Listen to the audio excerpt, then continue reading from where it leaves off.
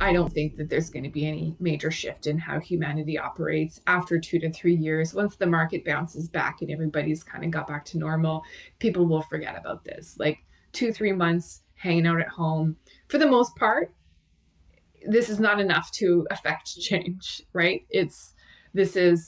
There are some people who are suffering. There are some, like, frontline workers are seeing things on a daily basis that, they can never unsee. But I would say for the most part, for most people in the Western world, what am I doing? I'm just hanging out at home. Like, I'm not seeing any tragedy. I'm not like that's pretty hard to affect massive change in people's mindsets on how they think about the environment or how they think about the economy, when all I had to do was just hang out at home for 2, 3 months. Like, it's just not enough.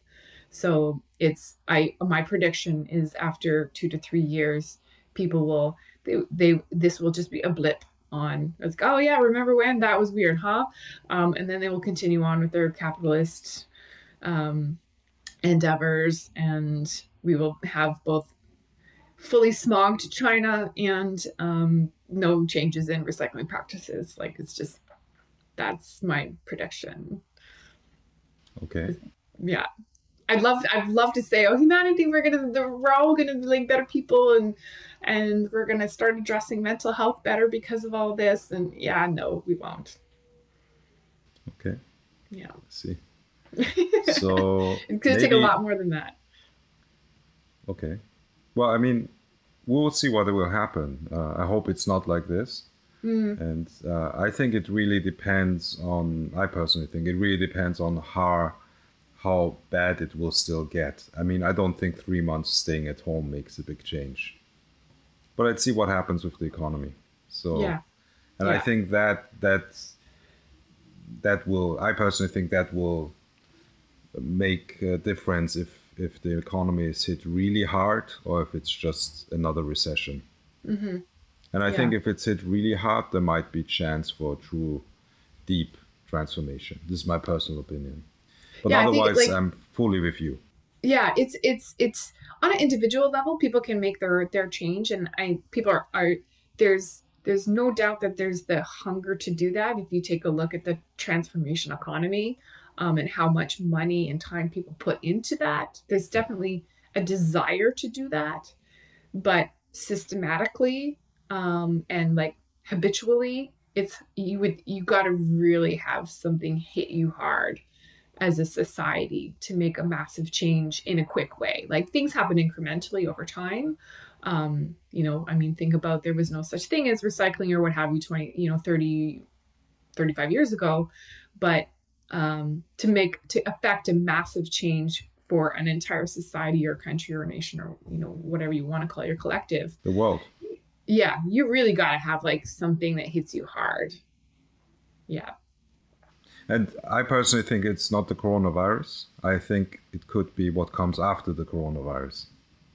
But this is what I wanted to say before, basically. So I'm with you when you say, absolutely with you 100%, just staying at home for 3 months.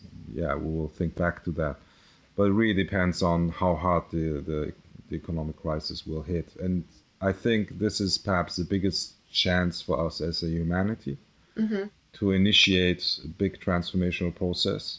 Mm-hmm. But this would only happen if we are talking about a bigger crisis than in the 1930s. And we will see. If it does happen, then this is one of the biggest chances for humanity. And if it doesn't happen, I mean, there will be a lot of painful losses in many ways, and a lot of poverty and problems for many people, and so on and so forth. Yeah. But at the other end, I think it would be a major chance for humanity to make a shift towards another system, basically. Yeah. So I mean, it's the irony of it all, where I mean, and maybe it's a bit controversial to say, but you don't want to wish for tragedy, but at the same time, it's like, that that's what it's going to take to affect change. So it's like, it's like with kids, do you want to, if you keep saving them from their fall, they sort of never really learn from the pain. Exactly. And it's like in everyone's personal life, because we as people, as individual people, we usually only change if we saw some major painful usually experience, had some major painful experience. In our comfort zone, most people don't change. So I'm absolutely with you, just confirming. Yeah. So since we're at this point, I would rather continue talking about the climate projects and maybe talk about the business and sex last, because I think this is quite connected. I personally think that one of our biggest problems, I personally think we have two major challenges in this decade, at least. One is the climate crisis, or I would actually say the environmental crisis, because I don't think it's just the climate. Agreed. And the other thing is artificial intelligence and how it is a challenge to us as humanity, in the sense of that it raises the question what it means to be human. So I personally think that is that these are the two major challenges. So, and now we have this crisis through the corona pandemic, and at least one of these two crises might be actually also really affected, and that's the climate and the environmental issue through this pandemic as well, indirectly.